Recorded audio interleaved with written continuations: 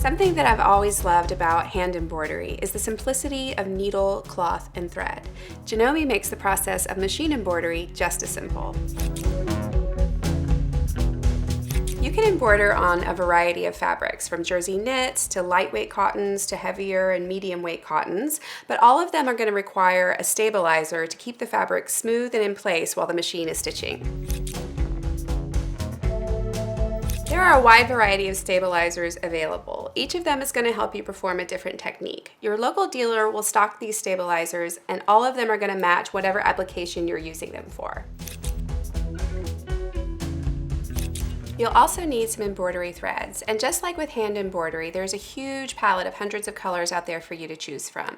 Most of them are going to be made from rayon or polyester, and just like with hand embroidery, the pattern that you select on the machine is going to have a recommended palette that you can start with.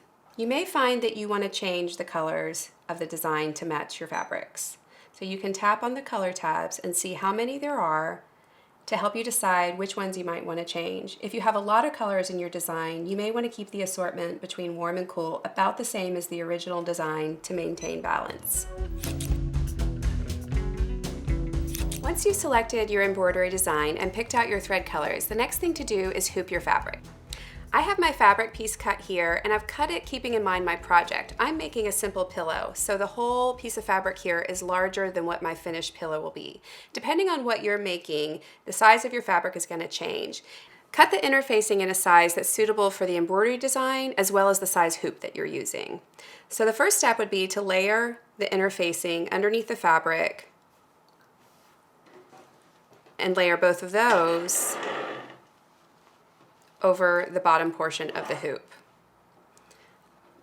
The top portion of the hoop has some markings on it that help you center your design. I'm going to be embroidering in the center of this plaid element of the fabric, so that kind of helps me eyeball where center is on that area that I'm embroidering. For even more specific placement, there's this really handy grid that comes with each of the hoops that helps you make sure you have your starting point right in the center of your desired placement.